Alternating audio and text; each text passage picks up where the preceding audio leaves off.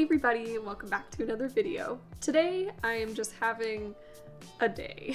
So I figured we could do something a little fun, a little sassy. A while back on my Instagram I asked what your favorite and least favorite houseplants were, and now I'm going to rank them. AKA, I'm gonna roast your favorite houseplants. I don't care if you love one type of plant, I might hate it. All jokes aside, I just want to have some fun today. I'm not mocking anybody's taste in houseplants. You can like whatever you like. I'm just a big fan of these tier list videos, and even though they're not super popular anymore, I figured it would be something fun to do and to show you guys what my opinions are on certain houseplants. The top tier we have is Garden of Eden. This is where my favorite plants are gonna go. If a plant gets put into this category, it means that they're just beautiful. Below that we have a nice housewarming gift. These are plants that I like, but I don't think they are super worthy of being in the Garden of Eden. In the middle, we have meh. These are plants that I don't feel one way or the other about. They're just okay plants. Below that, we have root rot. This is for plants that I don't like. I don't hate them, but I wouldn't buy them. And then finally, we have get mealybugs and die. Is that too harsh? I think I'm just bitter because I've recently lost a few plants to mealybugs and I hate those little guys, so I felt this category name was fitting. So up first we have a bird of paradise. I've never owned one of these plants, but I absolutely love them. When we move into our new place, hopefully at the end of the year, I really want to get a bird of paradise for our living room or our bedroom. I just think they have such a beautiful tropical vibe to them, and that's just kind of the general aesthetic that I'm going for in our apartment. I live in a concrete jungle, therefore I want to be surrounded by an actual jungle. I just love the leaves on this plant. I think it is absolutely gorgeous, and that being said, I'm going to be putting that in the Garden of Eden tier. Up next we have the Booby Cactus. I actually found out about this plant through a TikTok account called Partly Sunny Projects. This woman had a same-sex couple reach out to her because they wanted to get a booby cactus in honor of them getting married, and this lady ended up painting a pot for them to go with their booby cactus, and it was so sweet and so beautiful, and like ever since then I just really want a booby cactus. I just have no idea where to get one in the greater Toronto area, so if you're from the GTA and you know where I can get a booby cactus, please let me know. So that being said, I'm gonna put it in a nice housewarming gift because I do really like succulents. I don't love them, and I mean as unique as a booby cactus would be, I don't quite want to put it in the Garden of Eden. Plus, I feel like this could actually be a nice housewarming gift. It would definitely be a conversation starter, that's for sure. Up next, we have the Boston Fern. For this, I'm gonna kind of group all ferns into this category because they're more or less the same, but I feel like the Boston Fern is the one that everyone is familiar with. I have a love-hate relationship with ferns. I have recently killed 2 of them. I used to have an autumn fern, and it wasn't getting enough light or humidity, so it unfortunately shriveled into nothing. My little lemon button fern that you would have seen in my repotting video unfortunately didn't make it, and my baby silver lace fern is also on the fritz, so I just don't have good luck with ferns. I think it's just because our apartment is so dry, and no matter how often I have the humidifier running or how often I miss the plants,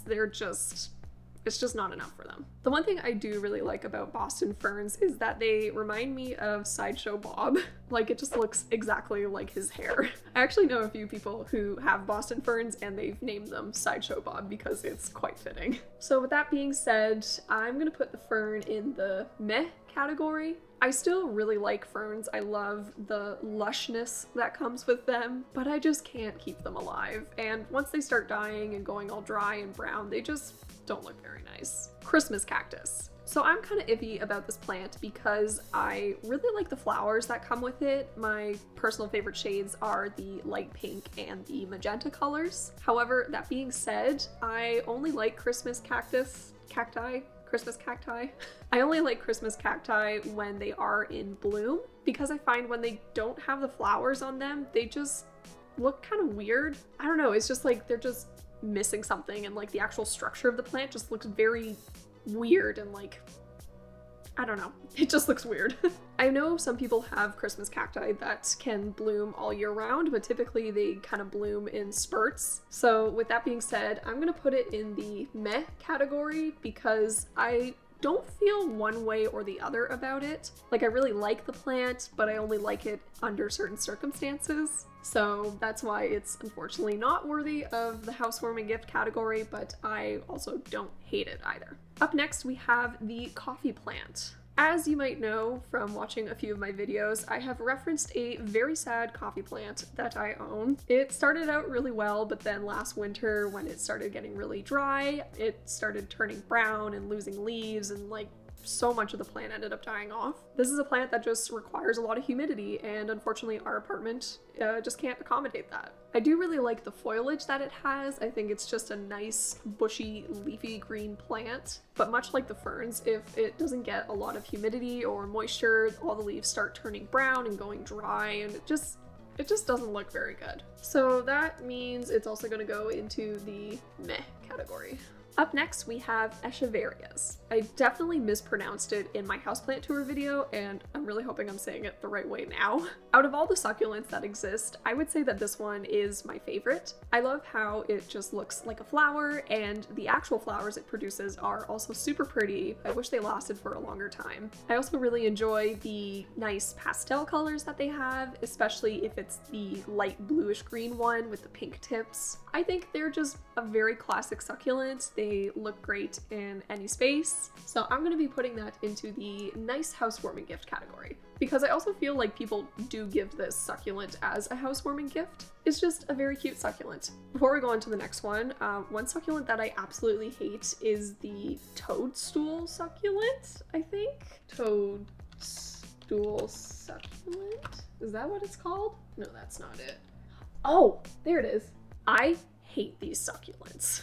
They look so weird to me. I know a lot of people find these amusing because they kind of look like butts, but there's just something about them, whether it's like the texture or like just the shape, that I'm like, ugh. If I had this on my tier list, this would definitely be going into get mealybugs and die. Anyways, moving on. Up next, we have the common English ivy. I really like ivies. I know they are a very simple plant, but I do think they contribute to that nice jungle aesthetic that I said I really liked. I currently only own one ivy, and you can actually see it here in the background. I would love to get more because I would just like to have them trailing off of different shelves that I have. They do tend to like moisture and humidity, but not as much as like the ferns and the coffee plants, I find, because that ivy has been doing really well while all my other humidity loving plants have just done terrible. So I think I'm gonna put it in a nice housewarming gift because I think it's a very classic plant, it's very easy to take care of, and it just has really nice foliage. Plus, depending on the actual type of ivy you get, because there's like hundreds or even like thousands of species of ivies, they can have some really cool variegation on their leaves, which I think looks pretty cool. So this next plant is gonna get controversial. It is the Fiddle Leaf Fig. I hate Fiddle Leaf Figs. I have never owned one, nor do I intend to, because I have never met a Fiddle Leaf Fig that looks happy. These plants I find require such specific water and light and air environments. They're just very picky, and I've never like actually seen one in person that looks healthy. Like the leaves are always brown, or there's spots or scale or something going on. The only time I've ever seen one that actually looks good is if it's in like a magazine and it's just like perfect. To me, they're like the brat of the plant world. So with that being said, it's going into the get mealybugs and die category. I'm sorry if you like Fiddle Leaf Figs, but I hate them.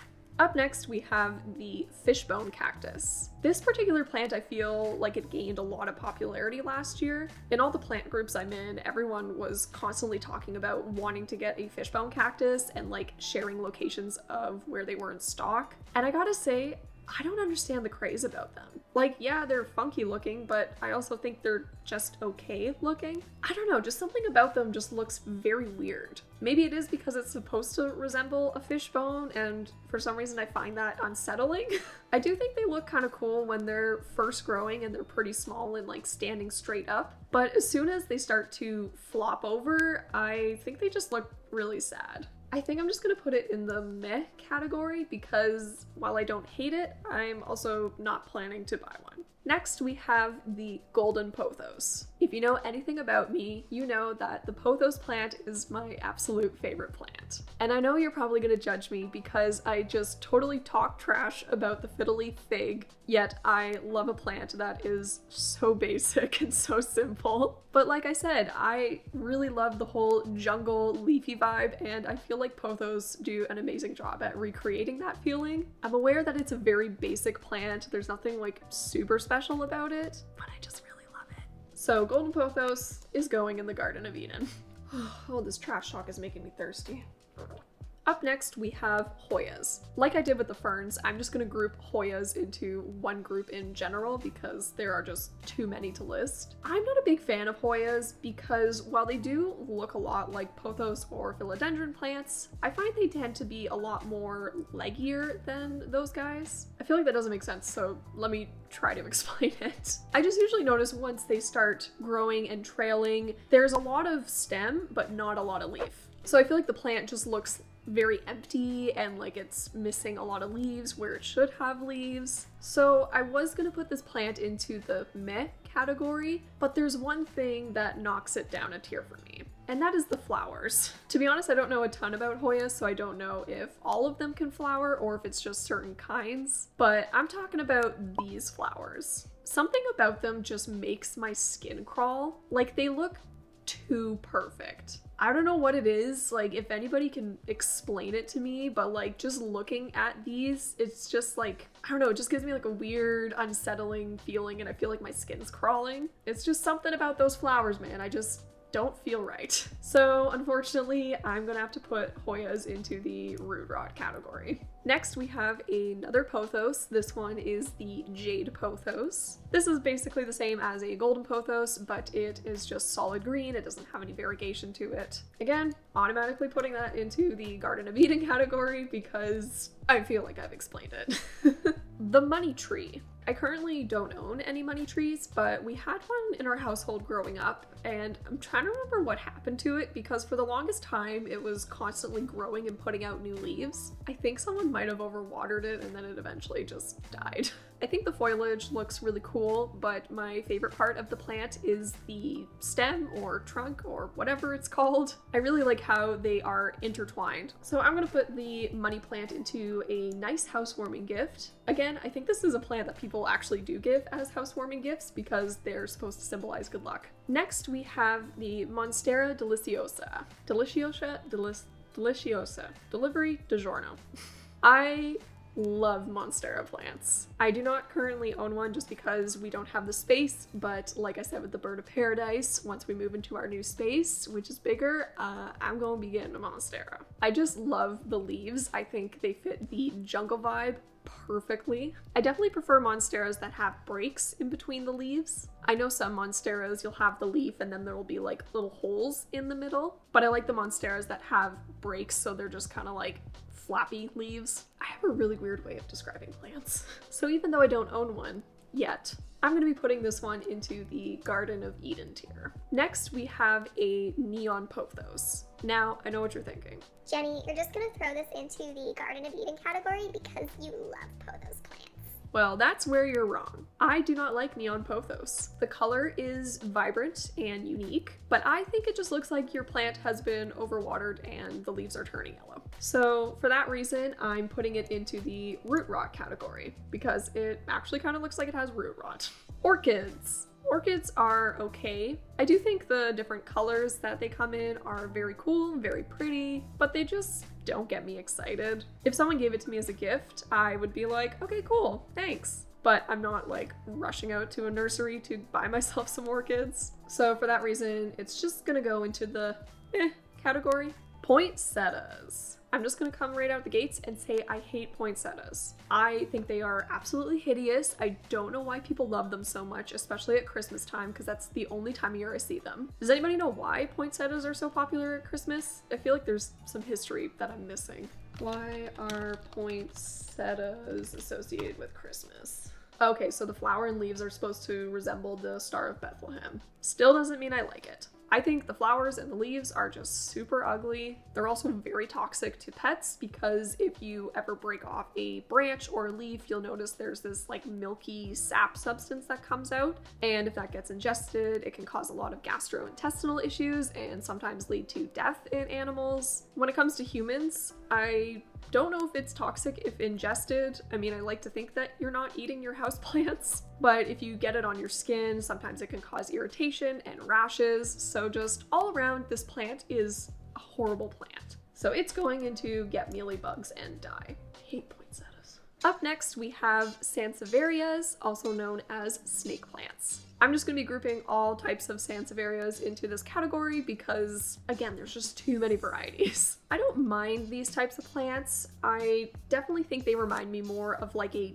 desert vibe rather than a jungle vibe. And also, even though there are a ton of varieties, I find they just all look the same to me. It's kind of funny though because I actually own like 4 of these guys, but I definitely don't plan on getting any more. So with that, Sansevierias are going into the meh category. On a related note, the next plant we have is the Yucca plant. Much like the Sansevierias, they give me a desert vibe. In my opinion, they look like palm trees that gave up on being palm trees halfway through the growing process. I don't know, it's just a weird looking plant. I definitely lean more towards disliking this plant, but I don't think it's enough for me to put it into the root rot category, so it's gonna go join the Sansevieria plants in the meh category. Up next, we have the ZZ plant. I don't currently own a ZZ plant, but it is on my list of plants I would like to get at some point. Even though the foliage is not super lush and the leaves kind of look very rigid and uniform, I still think the leaves look pretty cool. They have this like waxy, shiny texture to it, which I think makes the plant feel a little more vibrant. So I'm gonna put the ZZ plant into a nice housewarming gift. And lastly, we have the spider plant. I own a ton of spider plants. Most of them came from cuttings, but I do have 2 that I got from a nursery. I do think they are a pretty basic plant, but they are pretty good at like filling a certain space in your room because they are usually pretty big and bushy. The one thing I really don't like about them is that they usually get brown tips on the end of all their leaves. Sometimes the lack of humidity can cause brown tips on your spider plants. It's nothing to be super concerned about, it just doesn't usually look the greatest. But other than that, I think the spider plant would make a nice housewarming gift. So this is my final ranking list for the houseplants that you guys submitted to me. I know that I definitely put some plants that you guys love into categories I hate and some plants you guys hate into the categories I love. But that's the beautiful thing about plants, is that there's something for everybody. This video was super fun to make. If you guys want to see me rank even more houseplants, feel free to let me know down in the comments. I might put another poll out on my Instagram if I do decide to make a part 2 to this video, so make sure you're following me on there if you want to be involved. Like and subscribe. I'll see you later. Bye!